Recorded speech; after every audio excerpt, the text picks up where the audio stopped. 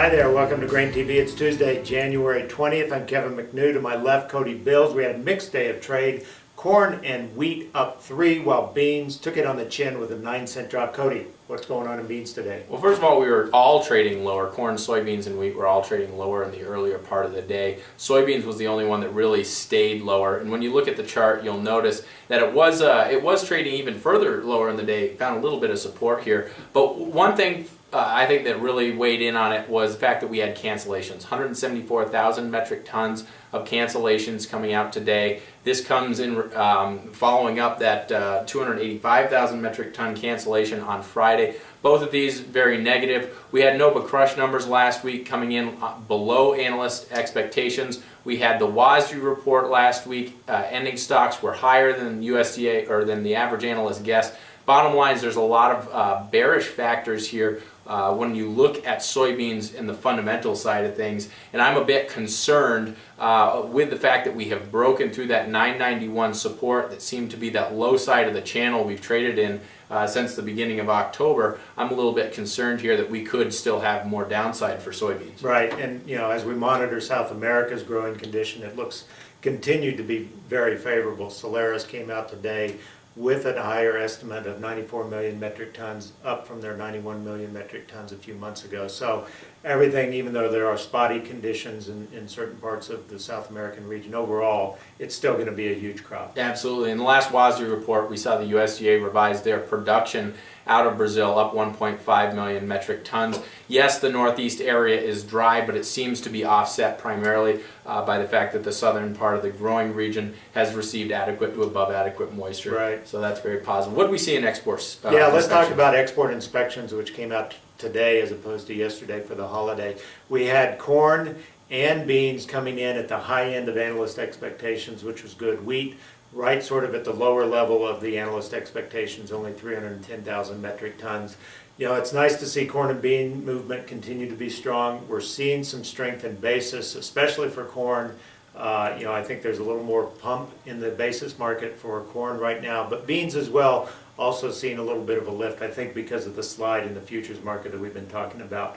In terms of the chart patterns, we're definitely seeing a bounce off of that low that we established here. We saw that sort of take up in the last few days, so that's at least a short run positive sign that we're seeing some support here. Yeah, and when you look at the chart, we do have a little bit of a bounce, but we're kind of bouncing right into that previous low here that we've already seen in January. So I think we're going to experience a little bit of resistance. I think overall, when you look at corn, my overall outlook, I guess, is neutral. I wouldn't be surprised if we move in a sideways to drifting slightly lower here. When you look at the WASDE report on Monday and you look at really what they were saying, they have cut supply, but we can't bank on further cuts in supply because that was the January report. That's their final production and yield estimates there. So the bottom line is they had a cut in demand, and we're going to need to see that demand pick up if we want to see higher highs and higher lows here for corn.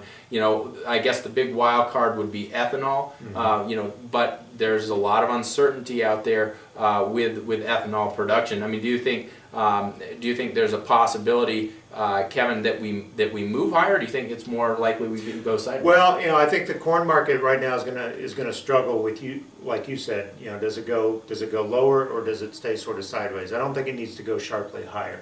That's pretty clear because we do have still abundant supplies, but ethanol continues to outpace what USDA has factored in. USDA, even though they raised their ethanol exports, they did it only by, their ethanol production only by a slim margin of 25 million bushels. And that is only about an 0.8% increase over last year. So far, year to date, going back to the start of the marketing year in September, we're up 5%.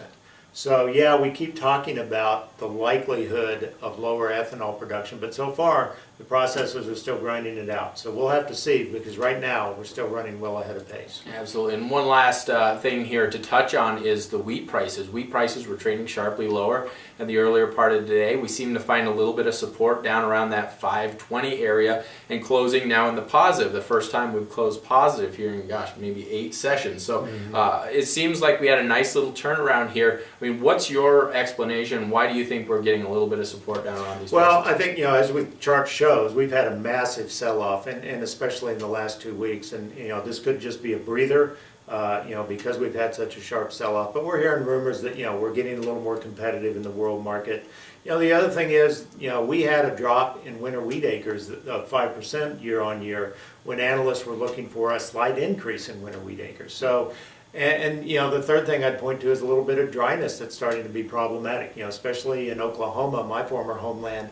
We're seeing really bad drought conditions that are starting to materialize down there. And so, if that starts to spread and starts to really become an issue in that April window when we come out of dormancy, then, I think this market could get a little excited. Absolutely. So you might be shaping up such that there could be some bullish potential down here. Yeah. But really what the market's looking for is some export sales, especially after we've seen such a huge price slide Right. since the beginning of December. If you have any questions about what we talked about today, give us a call at 877-472-4607. Remember, you can take a demo of our mobile trading platform and desktop trading platform at grainhedge.com. Just click on 14-day free trial, and I'll be happy to personally walk you through the platform. Make sure you download it. Make sure you feel comfortable setting it up such that you view your own quotes, view the charts the way you'd like, put your own indicators on there. I'd love to be able to get an opportunity to walk you through that. So thanks a lot for tuning in. We'll see you here on Wednesday.